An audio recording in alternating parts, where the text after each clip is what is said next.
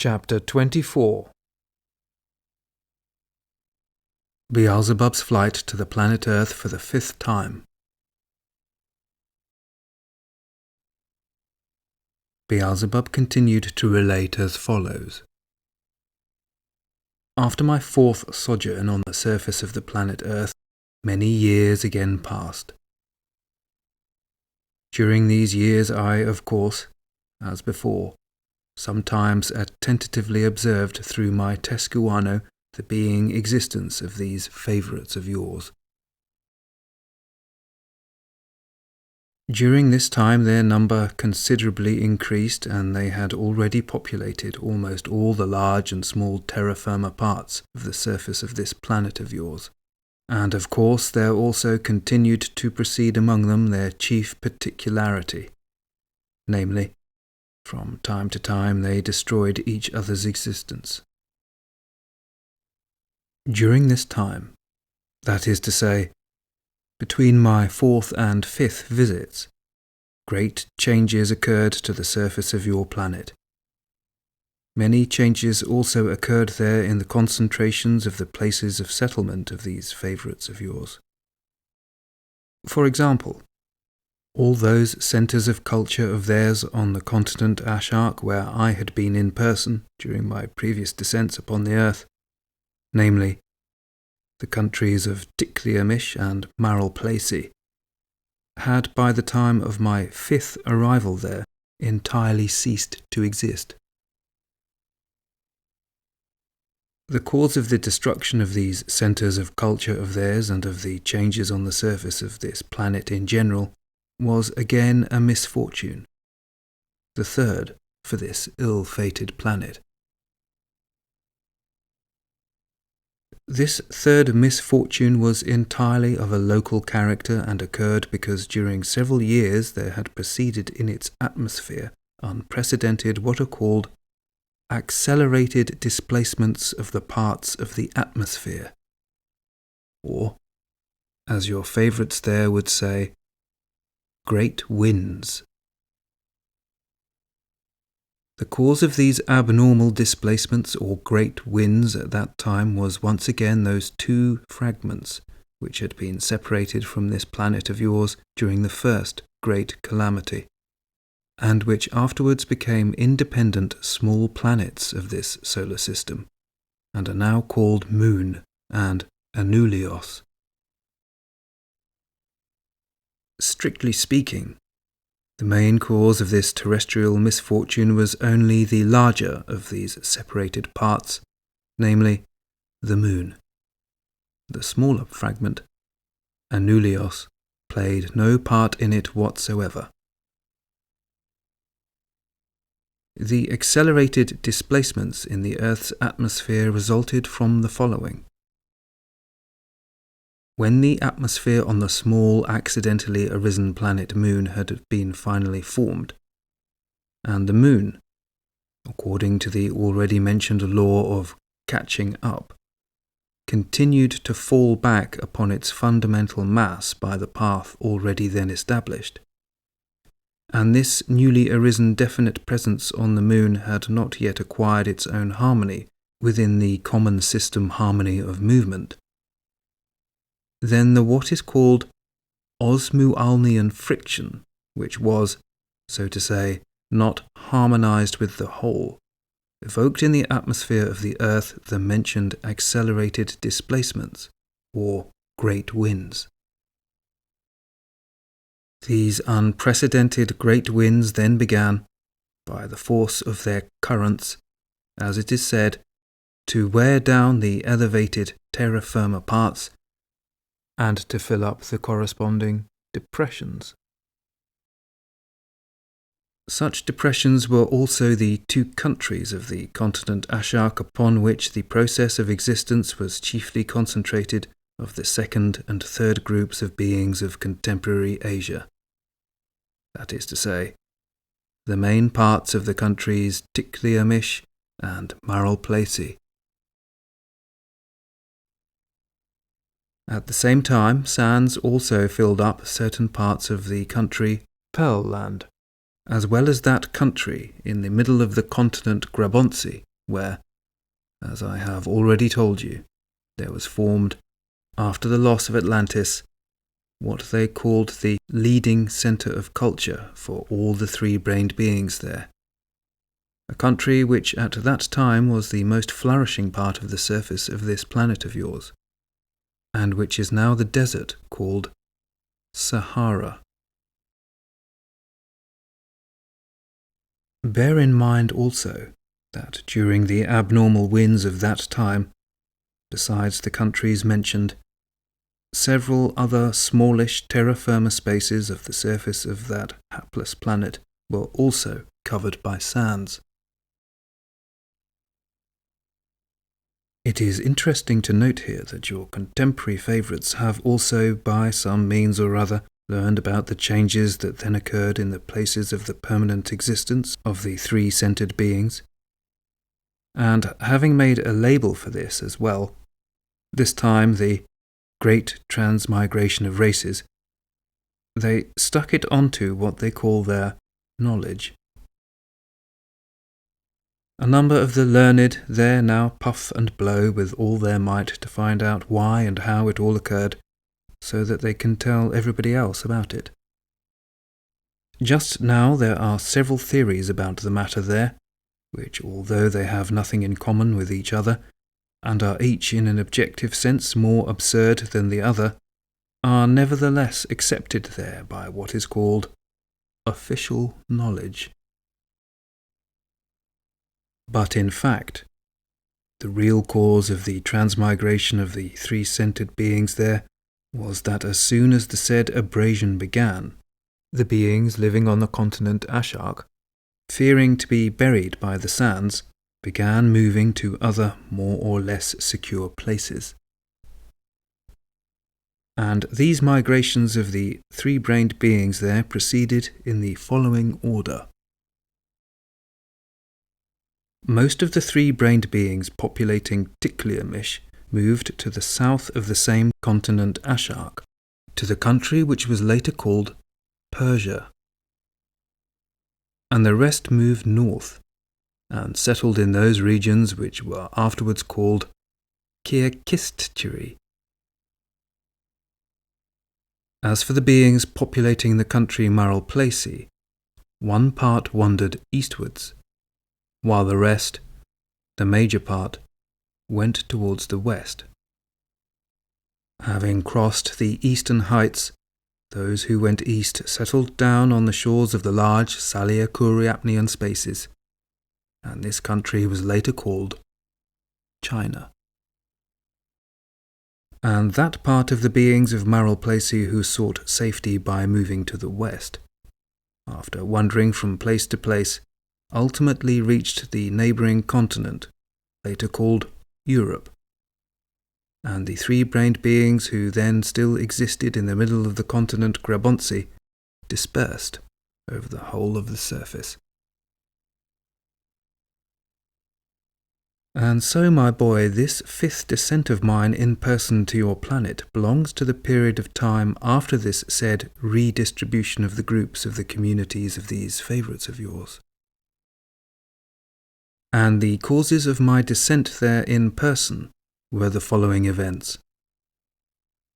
I must first tell you that the chief peculiarity of the psyche of your favourites, namely, the periodic need to destroy the existence of others like oneself, interested me more and more with every succeeding century of theirs. And side by side with it, the irresistible desire increased in me to find out the exact causes of a particularity so phenomenal for three-brained beings. And so, my boy, in order to have more material for elucidating this question which interested me so intensely, I,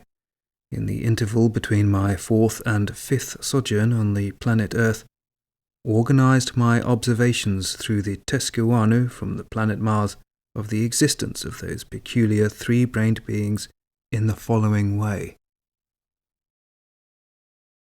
I deliberately kept under observation quite a number of their beings from among your favourites, and during many of their years, either I personally or somebody whom I commissioned observed them attentively, trying as much as possible not to miss anything,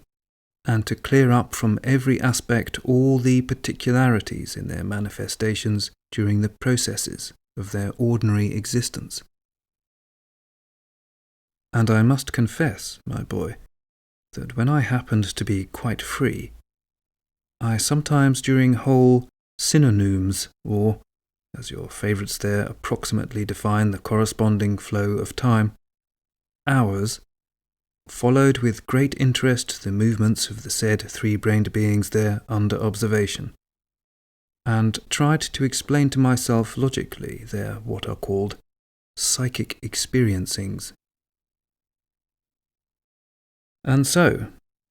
during these observations of mine from the planet Mars through my Tescuano, it once flashed upon me that the length of their existence was, century by century and even year by year, becoming shorter and shorter at a very definite and equally uniform rate. And this served as the beginning of my further quite serious study of the psyche of these three-brained beings who have taken your fancy. Of course, when I first noticed this, I at once took into account not only the chief particularity of their psyche, that is, their periodic reciprocal destruction, but also the innumerable what are called illnesses which exist exclusively only on that planet, the majority of which, by the way, arose and continue to arise owing to the same abnormal external conditions of the ordinary being existence established by them, which help to make it impossible for them to exist normally up to the sacred Raskuanu. When I first noticed this and began to recall my previous impression about it, each of the separate independent spiritualized parts of my whole presence became filled with the conviction, and my essence perceived the mentioned flash, that in truth these three-brained beings of your planet had in the beginning existed according to their time calculation for about 12 centuries, and some of them even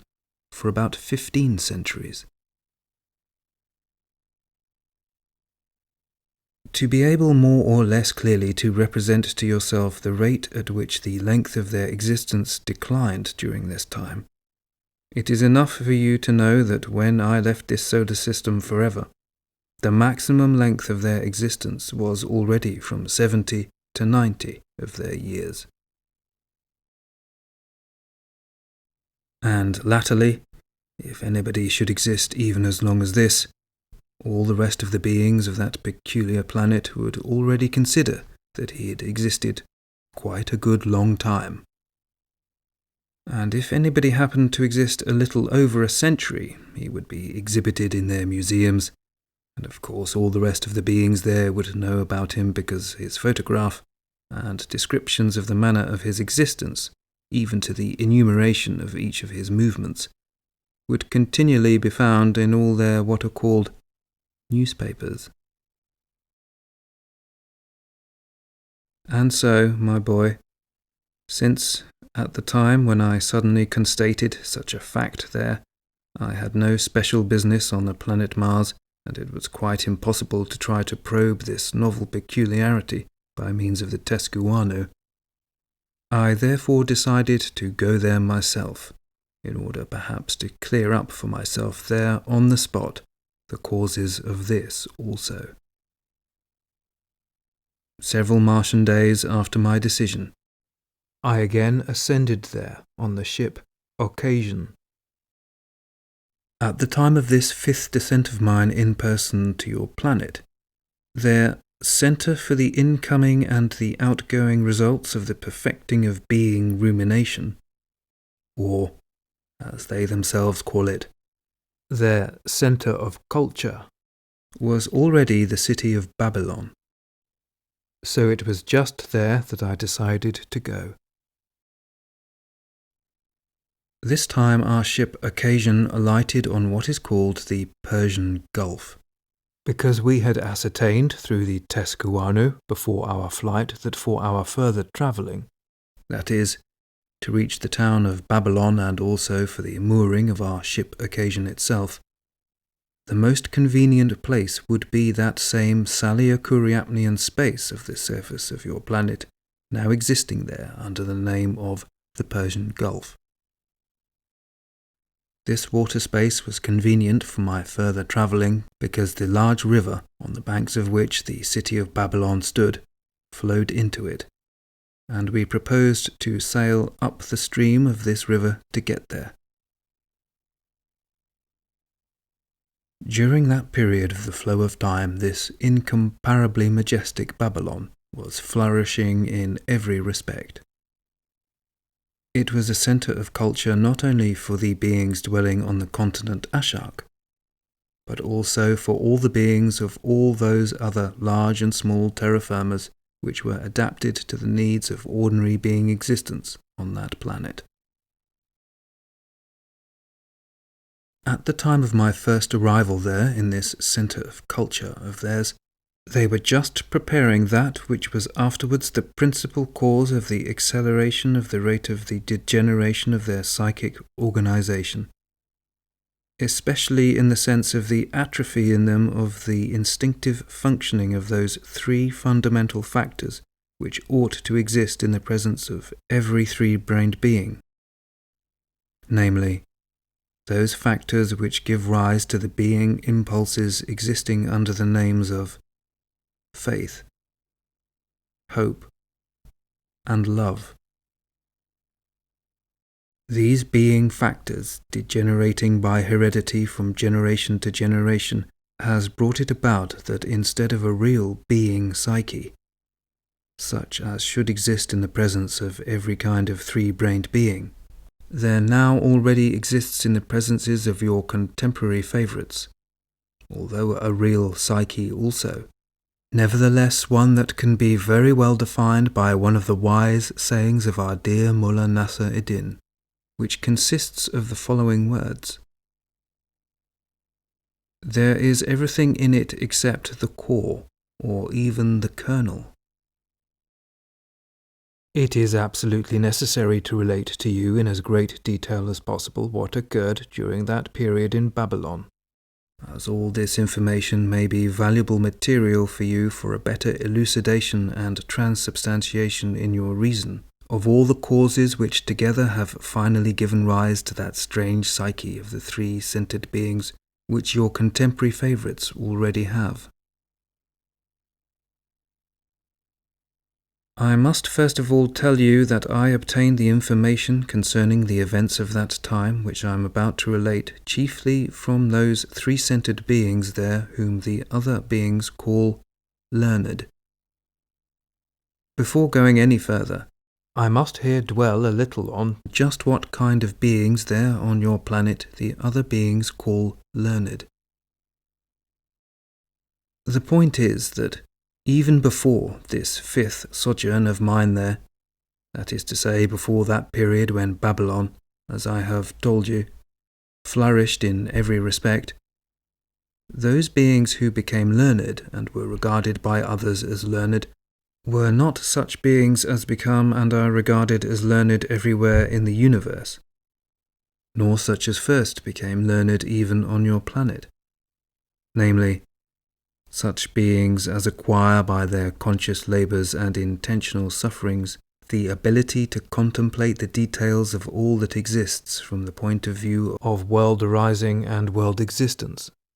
owing chiefly to which they perfect their highest body to the corresponding gradation of the sacred measure of objective reason, in order that they might later sense as much about cosmic truths as their higher being body is perfected. But from the time of what is called the Tikliamisian civilization until now, those beings, especially the contemporary ones, chiefly became learned who learned by rote as much as possible about every kind of vacuous information, such as old women love to relate about what was presumably said in olden times. Note, by the way, that for the definition of the importance of the learned there, our venerated Mullah Nasr-ed-Din also has a sentence expressed in the following words. Everybody talks as if our learned know that 1/2 is 50. There on your planet, the more of such information one of your favourites mechanically learns by rote, information he himself has never verified, and which, moreover, he has never sensed, the more learned he is considered to be. And so, my boy, we reached the city of Babylon. There were indeed a great many learned beings there gathered from almost the whole of that planet of yours. As the causes of the gathering of these beings in the city of Babylon at that time are extremely interesting, I will tell you also about this a little more in detail. The point is that most of the learned beings of the earth had been then assembled there under compulsion by a most peculiar Persian king, under whose dominion at that period was also the city of Babylon. In order to understand thoroughly which fundamental aspect ensuing from the total results of the abnormally established conditions of ordinary being existence there gave rise to the said peculiarity of this Persian king, I must first enlighten you in respect of two facts which had become fixed long before. The first fact is that almost from the time of the loss of the continent Atlantis, there gradually began to be crystallized, and during later centuries became completely crystallized in the presence of every one of your favorites there, a particular inherency, thanks to which that being sensation which is called happiness for one's being, which is experienced from time to time by every three-brained being from the satisfaction of his inner self-evaluation, appears in the presences of your favorites exclusively only when they acquire for their own possession a great deal of that popular metal there called gold. A greater misfortune for them arising from this particular inherency in their common presences is that the mentioned sensation, due to the possession of the said metal, is strengthened by the beings around the possessor, and also by beings who learn about it only by what is called hearsay, and have not themselves been convinced by personal corresponding perceptions. And it is, moreover, the established custom there never to consider through which kind of being manifestations he becomes the possessor of a great quantity of this metal, and such a being there becomes for all those around him one who evokes in their presences the functioning of that crystallized consequence of the property of the organ Kundabuffer called envy. And the second fact is this, that when in the presences of your favorites their chief particularity functions crescendently, and, according to the established custom among their different communities, the process of the reciprocal destruction of each other's existence proceeds, then afterwards, when this property, only maleficent for them themselves, has run its course, and they temporarily cease these processes of theirs, then the king of that community in which a greater number of subjects survive, receiving the title of conqueror, usually takes for himself everything belonging to the beings of the conquered community. Such a king-conqueror there usually orders his subjects to take from the conquered all their lands, all the young beings of female sex present in the conquered community, and all the what is called riches accumulated by them during centuries. And so, my boy, when the subjects of that said peculiar Persian king conquered the beings of another community, he ordered them not to take and even not to touch any of these, but to take with them as what are called captives only the learned beings of this conquered community. clearly to represent and to substantiate in yourself the understanding just why such a peculiar craze arose in the individuality of that Persian king, and became proper only to him, you must know that at that period of the Tikliamish civilization, in the town called Chiklaral, a three-brained learned being by name Hanahum, whose essence later became crystallized into what is called an eternal Hasnamusian individual, invented that any old metal you like, abundant on the surface of that planet, could easily be turned into the rare metal gold, and all it was necessary to know for this was just one very small secret. This maleficent fiction of his became widely spread there, and having become crystallized in the presences of the beings of that time, and being transmitted by inheritance from generation to generation, began to pass to the beings of subsequent generations as a gradually formed, definite, maleficent, fantastic science there, under the name of alchemy, under the name, that is, of that great science which had indeed existed there during those epochs long past, when in the presences of their ancestors the consequences of the properties of the organ Kondabuffa had not yet been quite crystallized, and which branch of genuine knowledge might be useful and indeed necessary for the three-brained beings there even of contemporary times. And as at that period to which my tale relates, this Persian king needed for some or other of his undoubtedly Hasnamusian aims a great deal of this metal, rare on the surface of the earth, called gold,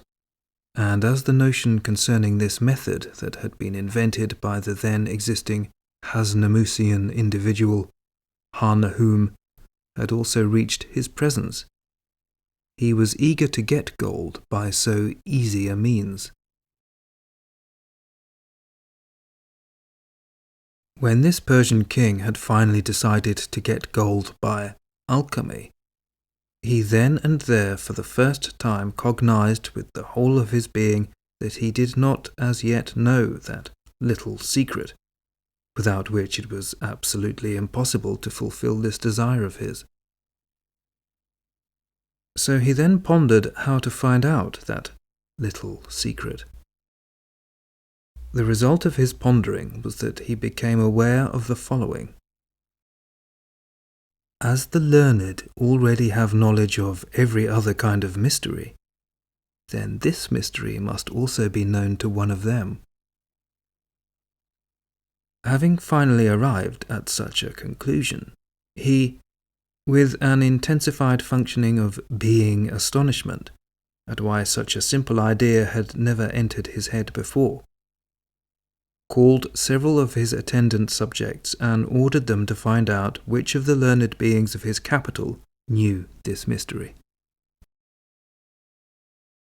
When it was reported to him the following day that not a single one of the learned beings of the capital knew this mystery, he ordered inquiries to be made also of all the learned present among the beings of the whole of his subject community. And when after several days he again received the same negative reply, he once more began to ponder, and this time very seriously. His serious thinking first led his reason to the understanding that, without any doubt, one or other of the learned beings of his community was aware of this secret also, but since among beings of that clan this strict keeping of a professional mystery was very strongly developed, nobody, of course, was willing to reveal it. The result of his serious thinking was that he became aware that it was necessary not merely to question, but to examine the learned beings about this mystery. The same day, he gave appropriate instructions to his nearest corresponding assistants, and the latter already began to examine after the manner that had already long before been the way of power-possessing beings to examine ordinary beings. And when this peculiar Persian king became finally convinced that the learned beings of this community indeed knew nothing about this mystery, he began to look for learned beings in other communities to whom this mystery might be known. As the kings of the other communities were unwilling to offer their learned beings for examination, he decided forcibly to compel these unconquered kings to do so. And from that time on, at the head of numerous hordes in subjection to him, he began with their help to make what are called military excursions. This Persian king had many hordes in subjection to him because at that period, from the region of the surface of this planet of yours where that community was situated and over which he happened to be king, there had been intensified in the presences of the beings, even before this time, according to what is called the foreseeing adaptation of great nature, the what is called birth rate. And at the given period, there was being actualized that which was demanded for the common cosmic trogo-auto-egocratic process. That is to say, from this region of the surface of your planet, there had to issue more of those vibrations arising from the destruction of being existence. During this last explanation, Hussein interrupted Beelzebub with the following words: "Dear grandfather, I do not understand why the issuing of the required vibrations for the purpose of the actualization of this most great cosmic process should depend on a definite region of the surface of the planet." To this question of his grandson, Beelzebub replied as follows: "As before long I intend to make the special question of those terrifying processes of reciprocal destruction which they call wars, the theme of my tales concerning the three-brained beings of the planet Earth, it is better to defer this question of yours also until this special tale, because then, I think, you will understand it well." Having said this, Beelzebub again continued to relate about the Babylonian events. When the peculiar Persian king I mentioned began, thanks to the hordes in subjection to him, to conquer beings of other communities and to seize by force the learned among them, he assigned as a place for their congregation and existence the said city of Babylon, to which they were taken in order that this lord of half the then continent of Asia could thereafter freely examine them in the hope that one of them might perhaps happen to know the secret of turning cheap metal into the metal gold. With the same aim he even made at that time a special what is called campaign into the country Egypt. He then made this special campaign there because the learned beings of all the continents of the planet were assembled there at that period, the opinion being widely spread there that more information for their various sciences was to be obtained in this Egypt than anywhere else on their planet. This Persian king-conqueror then took from Egypt all the learned beings present there, both the native and those who had come from other communities, and among their number were then also several called Egyptian priests, descendants of just those learned members of the society Akaldan who had chanced to escape and who had been the first to populate that country. When a little later a fresh craze arose in the presence of this peculiar Persian king, the craze for the process itself of the destruction of the existence of other beings similar to himself, and which supplanted the former craze, he forgot about the learned beings, and they began to exist there freely in the city of Babylon, awaiting his further directions. The learned beings collected in this way there in the city of Babylon from almost the whole of the planet used often to meet together, and of course to discuss among themselves, as it is proper to the learned beings of the planet Earth, questions which were either immeasurably beyond their comprehension, or about which they could never elucidate anything useful whatsoever, either for themselves or for ordinary beings there. Well, it was just during these meetings and discussions that there arose among them, as it is in general proper to arise among learned beings there, what is called a burning question of the day. A question which in some way or other indeed interested them at the time to,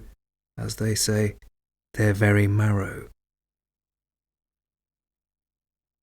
The question which chanced to become the burning question of the day so vitally touched the whole being of every one of them that they even climbed down from their what are called pedestals and began discussing it not only with the learned like themselves, but also here, there, and everywhere with anyone they chanced to come across. The consequence was that an interest in this question gradually spread among all the ordinary three-brained beings then existing in Babylon. And by about the time we reached this city, it had become the question of the day for all the beings there. Not only did these learned themselves talk about and discuss this question, but similar conversations and fierce discussions proceeded like fury among the ordinary beings there also. It was talked about and discussed by the young and old, by men and women, and even by the Babylonian butchers. Exceedingly anxious were they, particularly the learned, to know about this question.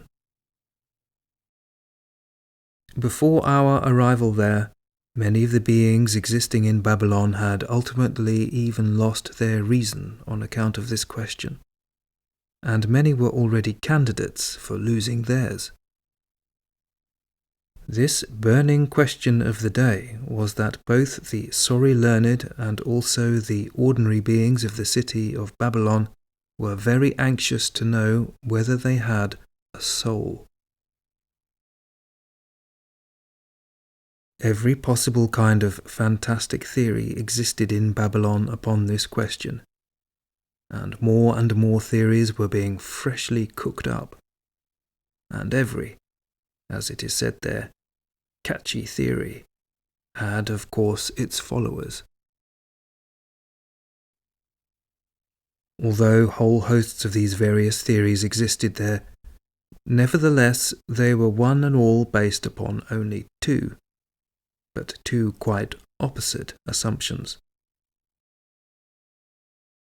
One of these was called the atheistic, and the other the idealistic or dualistic. All the dualistic theories maintained the existence of the soul, and of course its immortality, and every possible kind of perturbation to it after the death of the being man. And all the atheistic theories maintained just the opposite. In short, my boy, when we arrived in the city of Babylon, there was then proceeding what is called the building of the Tower of Babel. Having uttered these latter words, Beelzebub became a little thoughtful, and then continued as follows. Now I wish to explain to you the expression I just used, namely, the building of the Tower of Babel. This expression is very often used on your planet by the contemporary three-brained beings there also. I wish to touch upon this expression frequently used there and to elucidate it to you chiefly because firstly I chanced to be a witness at that time of all the events which gave rise to it, and secondly because the history of the arising of this expression and its transubstantiation in the understanding of your contemporary favourites can very clearly and instructively elucidate to you that, thanks as always to the same abnormally established conditions of ordinary being existence, no precise information of events there, which have indeed occurred to beings of former epochs, ever reaches beings of later generations. And if, by chance, something like this expression does reach them, then the fantastic reason of your favourites constructs a whole theory on the basis of just one expression, such as this, with the result that those illusory being ego-plasticuri, or what they call psychic picturings, increase and multiply in their presences, owing to which there has arisen in the universe the strange, unique psyche of three-brained beings which every one of your favourites has. Well then, when we arrived in the city of Babylon, and I began mixing with various beings there, and making my corresponding observations in order to elucidate the question which had interested me, then, because almost everywhere I ran across the said learned beings who had gathered and met there in great numbers, it so fell out that I began associating with them alone, and I made my observations through them, and also through their individualities. Among the number of the learned beings whom I met for my mentioned aim was also one named Hamolinadir, who had also been brought there by compulsion from Egypt. Well, during these meetings of ours, almost the same relations were established between this terrestrial three-brained being Hamolinadir and myself, as in general are established everywhere between three-brained beings who frequently meet. This Hamolinadir was one of those learned there in the common presence of whom the factors for the impulses of a three-brained being which had passed to him by heredity were not quite atrophied. And moreover, it turned out that during his preparatory age the responsible beings around him had prepared him to be also more or less normally responsible. It is necessary to notice that many learned beings of this kind were then in the city of Babylon. Although this learned Hamolinadir had his arising and preparation for becoming a responsible being just there in the city of Babylon, and descended from the race of beings there called Assyrian, yet he became learned in Egypt, where the highest school existing on earth at that time was found, and which was called the School of Materializing Thought. At the age he was when I first met him, he already had his eye, in respect of rationally directing what is called the automatic psychic functioning of his common presence, at the maximum stability for three-centered beings of the planet Earth at that time, in consequence of which, during what is called his waking passive state, he had very definitely expressed being manifestations, as, for instance, those called self-consciousness,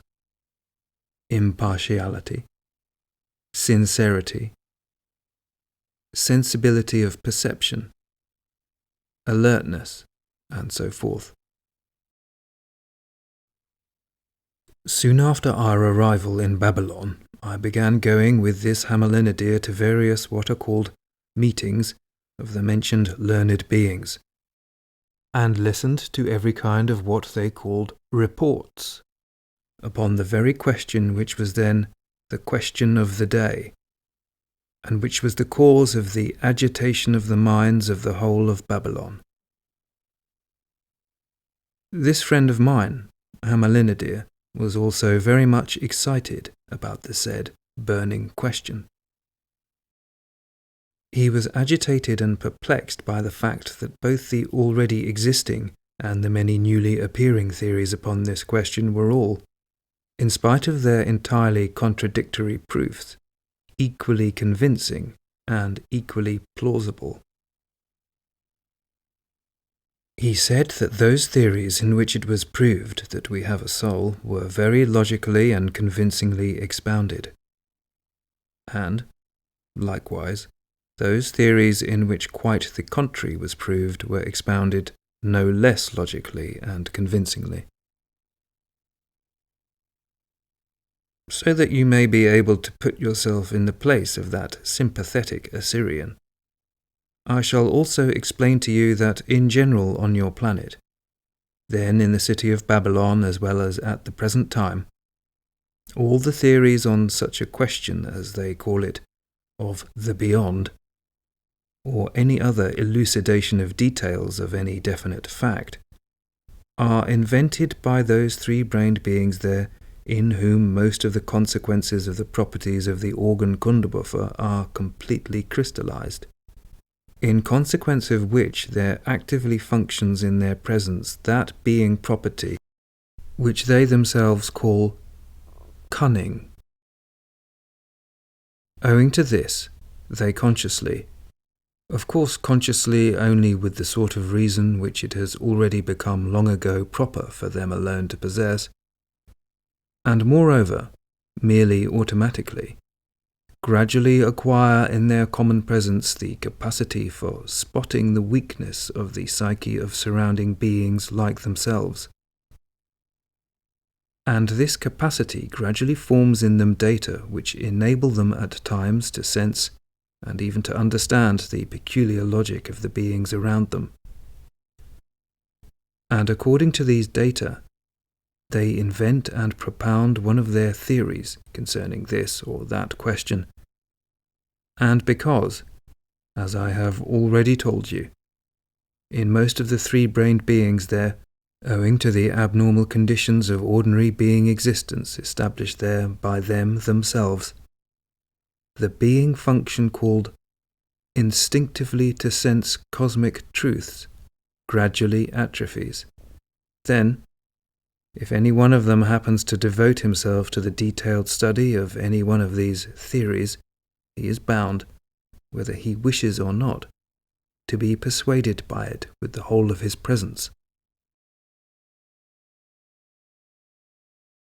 Well, my boy, already 7 of their months after our arrival in the city of Babylon, I once went with this friend of mine there, Hamolinadir, to what is called a General Learned Conference. This General Learned Conference had already been convened at that time by the learned beings previously brought there by force. And thus there were at this conference not only the learned forcibly assembled there by the mentioned Persian king, who in the meantime had already got over his craze about the science of alchemy and had forgotten all about it, but many other learned also from other communities who had voluntarily gathered, as they then said, for the sake of science. At this General Learned Conference that day, the reporters spoke by lot. My friend, Hamolinadir, also had to report about some topic and therefore drew a lot, and it fell to him to speak fifth. The reporters who preceded him either reported upon new theories they had invented, or they criticized theories already existing and known to everybody. At last came the turn of this sympathetic Assyrian. He ascended what is called the rostrum, and as he did so, some attendants hung up a notice above it, indicating on which subject the given reporter would speak. It was the custom at that time to do so. The notice announced that the reporter had taken as the theme of his report the instability of human reason.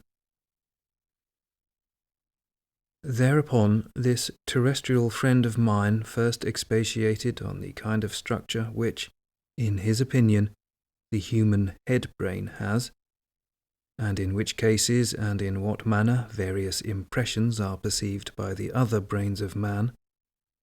and how only after definite what is called agreement between all the brains are the total results impressed on this head-brain. He spoke calmly at first, but the longer he spoke, the more agitated he became,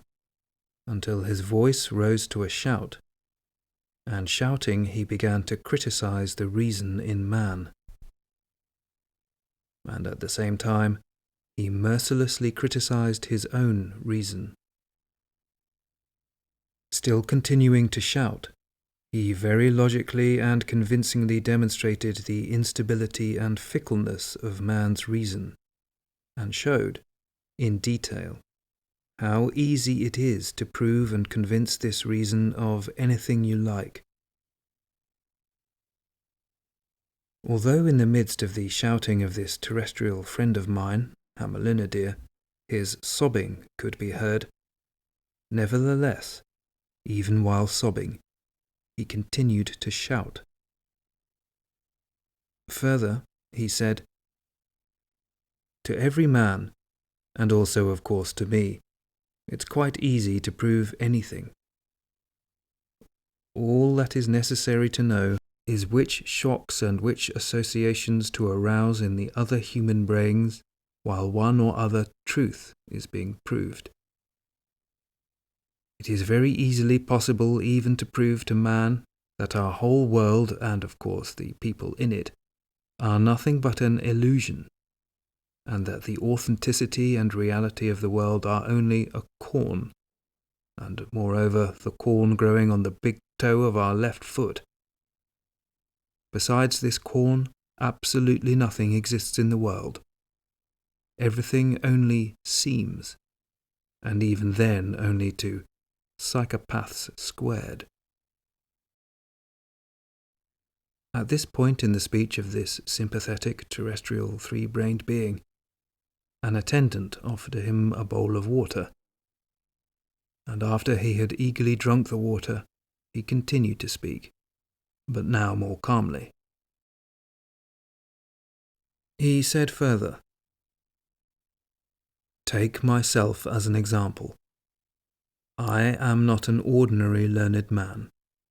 I am known by all Babylon and by people of many other towns as an exceedingly learned and wise man. I finished the course of study higher than which has never yet existed on the earth, and which it is almost impossible will ever exist again. But what then has this highest development given to my reason in respect of that question which, already during 1 or 2 years, is driving all Babylonians insane? This reason of mine, which has received the highest development, has given me during this general dementia concerning the question of the soul nothing else but 5 Fridays a week. During this time I have very attentively and seriously followed all the old and new theories about the soul, and there is not a single theory with the author of which I do not inwardly agree, since all of them are very logically and plausibly expounded, and such reason as I have cannot but agree with their logic and plausibility. During this time I have even myself written a very lengthy work on this question of the beyond, and many of those present here have surely become acquainted with my logical mentation, and most probably there is not one of you here who does not envy this logical mentation of mine. Yet at the same time I now honestly declare to you all that concerning this question of the beyond, I myself, with the whole of the knowledge that has been accumulated in me, am neither more nor less than just an idiot cubed. There is now proceeding among us in the city of Babylon the general public building of a tower, by means of which to ascend to heaven, and there to see with our own eyes what goes on there. This tower is being built of bricks which outwardly all look alike, but which are made of quite different materials. Among these bricks are bricks of iron and wood, and also of dough, and even of eider down. Well then, at the present time, a stupendously enormous tower is being built of such bricks right in the centre of Babylon, and every more or less conscious person must bear in mind that sooner or later this tower will certainly fall and crush not only all the people of Babylon, but also everything else that is there. As I personally still wish to live and have no desire to be crushed by this Babylonian tower, I shall therefore now immediately go away from here, and all of you, do as you please. He uttered these last words while leaving, and ran off, and since that time I never saw that sympathetic Assyrian again. As I later learned, he left the city of Babylon the same day forever, and went to Nineveh and existed somewhere there to a ripe old age. I also ascertained that this Hammelinadir was never again occupied with sciences, and that he spent his existence only in planting chungeri, which in contemporary language is called maize. Well, my boy, the speech of this Hammelinadir at first made such a deep impression upon the beings there that for almost a month they went about, as it is said there, down in the mouth. And when they met each other, they could speak of nothing else but only of the various passages from this speech which they remembered and repeated. They repeated them so often that several of Hammelinadir's phrases spread among the ordinary beings of Babylon and became sayings for ordinary daily existence. Some of his phrases reached even contemporary beings of the planet Earth, and among them there is also the phrase, "the building of the Tower of Babel." Contemporary beings now already quite clearly picture to themselves that once upon a time a certain tower was built in this said city of Babylon to enable beings to ascend in their planetary bodies to God himself. And the contemporary beings of the planet Earth also say and are quite persuaded that during the building of this Babylonian tower, a number of tongues were confused. In general, there reached the contemporary beings of the planet Earth a great many of such isolated expressions, uttered or fixed by various sensible beings of former epochs concerning certain details of a complete understanding from the epoch when the centre of culture was Babylon, as well as from the other epochs. And your favourites of recent centuries, simply on the basis of these scraps, have, with their already quite nonsensical reason, concocted such cock-and-bull stories as our arch-cunning Lucifer himself might envy. Among the many teachings then current in Babylon concerning the question of the beyond, two had a large number of adherents, though these teachings had nothing in common. And it was precisely these two teachings which began to pass from generation to generation, and to confuse their being sane mentation, which had already been confused enough without them. Although in the course of their transmission from generation to generation the details of both these teachings underwent change, nevertheless the fundamental ideas contained in them remained unchanged and have even reached down to contemporary times. One of these two teachings, which then had many adherents in Babylon, was just the dualistic, and the other the atheistic, so that in one of them it was proved that in beings there is the soul, and in the other quite the opposite, namely, that they have nothing of the kind. In the dualist or idealist teaching, it was said that within the coarse body of the being man, there is a fine and invisible body, which is just the soul. This fine body of man is immortal, that is to say, it is never destroyed. This fine body or soul, it was said further, must make a corresponding payment for every action of the physical body, whether voluntary or involuntary, and every man, already at birth, consists of these two bodies, namely, the physical body and the soul.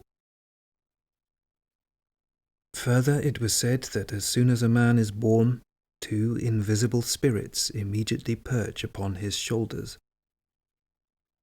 On his right shoulder sits a spirit of good, called an angel, and on his left a second spirit, a spirit of evil, called a devil. From the very first day, these spirits, the spirit of good and the spirit of evil, record in their notebooks all the manifestations of the man. The spirit sitting on his right shoulder recording all those called his good manifestations, or good deeds, and the spirit sitting on his left shoulder, the evil. Among the duties of these two spirits is that of suggesting to and compelling a man to do more of those manifestations which are in their respective domains. The spirit on the right constantly strives to make the man refrain from doing those actions which are in the domain of the opposite spirit, and, perforce, more of those in his own domain. And the spirit on the left does the same, but vice versa. In this strange teaching it was further said that these two spirit rivals are always combating each other, and that each strives with might and main that the man should do more of those actions which are in his domain. When the man dies, these spirits leave his physical body on the earth and take his soul to God, who exists somewhere up in heaven. There, up in heaven, this God sits surrounded by his devoted archangels and angels, and suspended in front of him is a pair of scales. On each side of these scales, spirits stand on duty. On the right stand the spirits who are called servants of paradise, and these are the angels. And on the left stand the servants of hell, and these are the devils. The spirits which have sat on the man's shoulder all his life bring his soul after death to God, and God then takes from their hands the notebooks in which the notes have been recorded of all the man's actions, and he places them on the pans of the scales. On the right pan he puts the notebook of the angel, and on the left pan the notebook of the devil, and, according to the pan which falls, God commands the spirits on duty standing on the given side to take this soul into their charge. In the charge of the spirits standing on duty on the right is just that place called paradise. It is a place of indescribable beauty and splendiferousness. In that paradise are magnificent fruits in abundance and endless quantities of fragrant flowers, and enchanting sounds of cherubic songs and seraphic music constantly echo in the air. And many other things were also enumerated whose outer reactions, according to the perceptions and cognitions abnormally inherent in the three-brained beings of that strange planet, are likely to evoke in them as they say, great satisfaction. That is to say, the satisfaction of those needs formed in their common presences, which are criminal for three-centered beings to possess, and the totality of which have driven out from their presences everything, without exception, that was put into them by our common Father, and which it is imperative for every three-brained being to possess.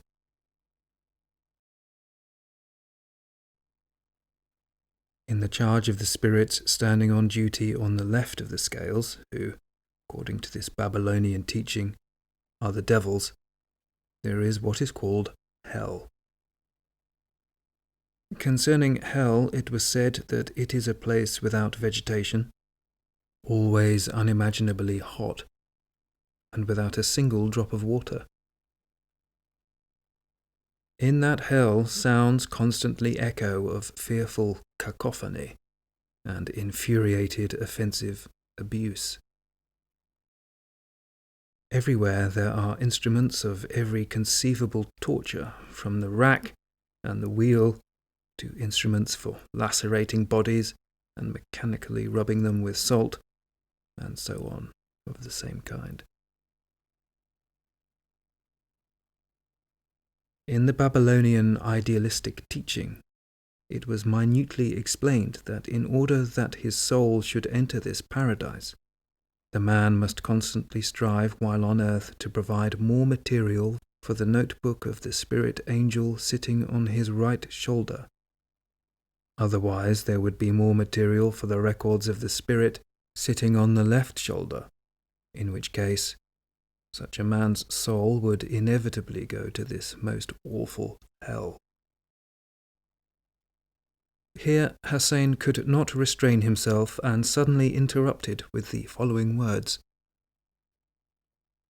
And which of their manifestations do they consider good, and which bad? Beelzebub looked at his grandson with a very strange look, and, shaking his head, said as follows.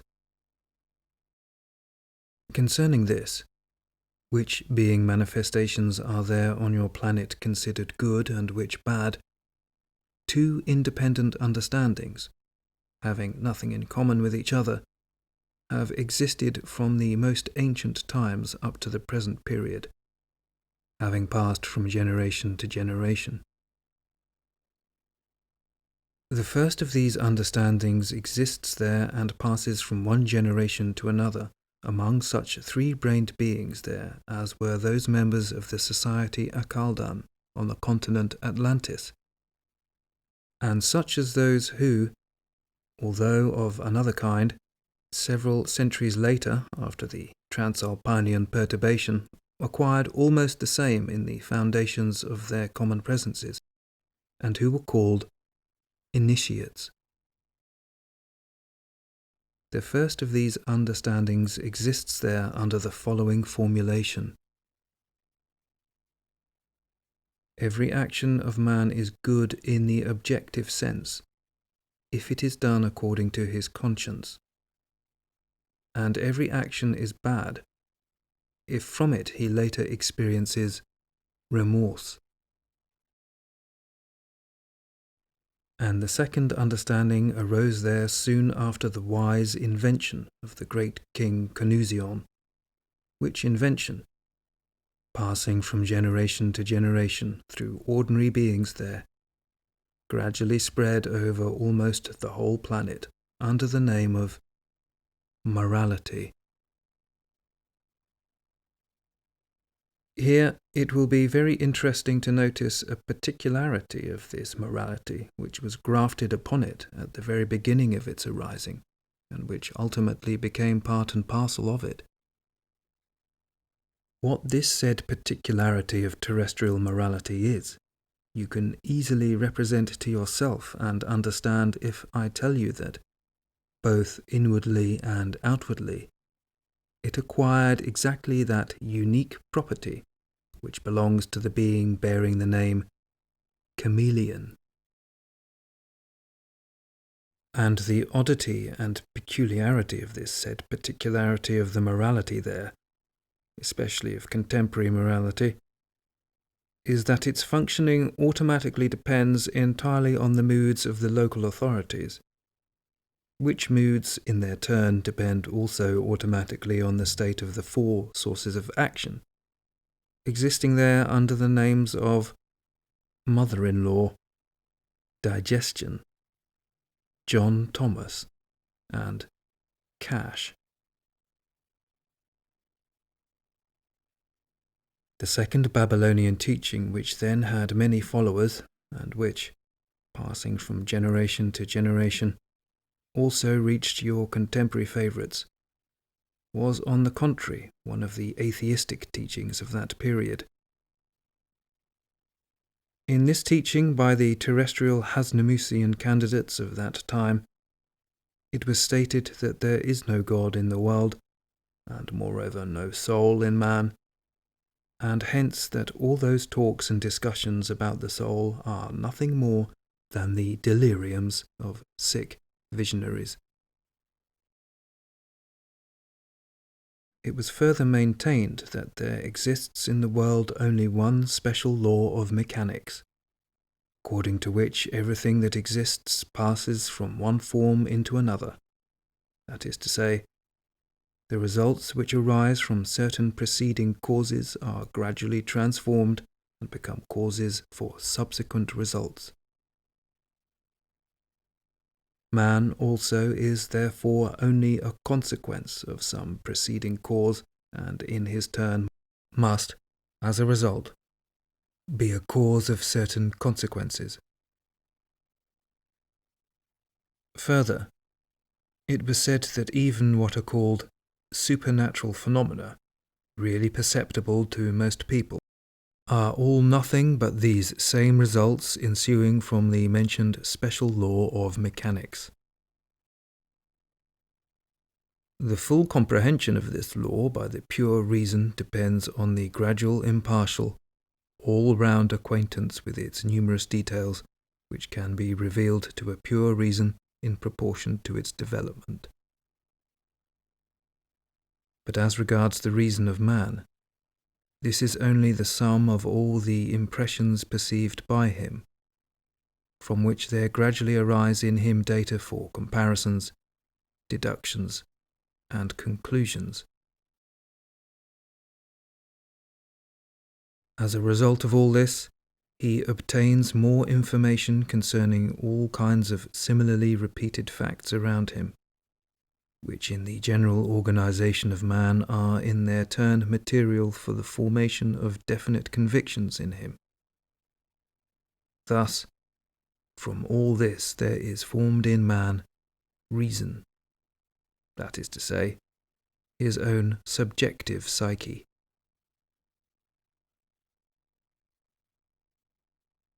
Whatever may have been said in these two teachings about the soul, and whatever maleficent means had been prepared by those learned beings assembled there from almost the whole planet for the gradual transformation of the reason of their descendants into a veritable mill of nonsense, it would not have been, in the objective sense, totally calamitous. But the whole objective terror is concealed in the fact that there later resulted from these teachings a great evil, not only for their descendants alone, but maybe even for everything existing. The point is that during the mentioned agitation of minds of that time in the city of Babylon, these learned beings, owing to their collective wiseacrings acquired in their presences, in addition to all they already had, a further mass of new data for Hasnamusian manifestations, and when they dispersed and went home to their own countries, they began everywhere, of course unconsciously, to propagate like contagious bacilli all these notions which altogether, ultimately, totally destroyed the last remnants and even the traces of all the results of the holy labours of the very saintly Ashiata Shiyamash. The remnants, that is to say, of those holy, consciously suffering labours which he intentionally actualized for the purpose of creating, just for three-centered beings, such special external conditions of ordinary being existence in which alone the maleficent consequences of the properties of the organ Kundabuffa could gradually disappear from their presences, so that in their place could be gradually acquired those properties proper to the presence of every kind of three-brained being, whose whole presence is an exact similitude of everything in the universe. Another result of the diverse wiseacrings by those learned beings of the earth then in the city of Babylon concerning the question of the soul was that soon after my fifth appearance in person on the surface of that planet of yours, this, in its turn, centre of culture of theirs, the incomparable and indeed magnificent Babylon, was also, as it is said there, swept away from the face of the earth to its very foundations. Not only was the city of Babylon itself destroyed, but everything also that had been acquired and accomplished by the beings who had, during many of their centuries, formerly existed there. In the name of justice, I must now say that the prime initiative for the destruction of the holy labours of Ashiata Shiyamash did not spring, however, from these learned of the earth who were then assembled in the city of Babylon, but from the invention of a learned being very well known there, who also existed there on the continent Asia several centuries before these Babylonian events, namely, from the invention of a being named Lentro Hamsanin, who, having coated his higher being part into a definite unit, and having perfected himself by reason up to the required gradation of objective reason, also became one of those 313 Hasnamusian eternal individuals who now exist on the small planet bearing the name of Retribution. About this Lentro Hamsanin I shall also tell you, since the information concerning him will serve to elucidate for your understanding the strange psyche of those three-brained beings who exist on that peculiar, remote planet. But I shall tell you about this Lentro Hamsanin only when I have finished speaking about the very saintly Ashiata Shiyamash, as the information relating to this now already most very saintly individual Ashiata Shiyamash and his activities in connection with this planet of yours is most important and of the utmost value for your understanding of the peculiarities of the psyche of these three-brained beings who have taken your fancy and who breed on the planet Earth.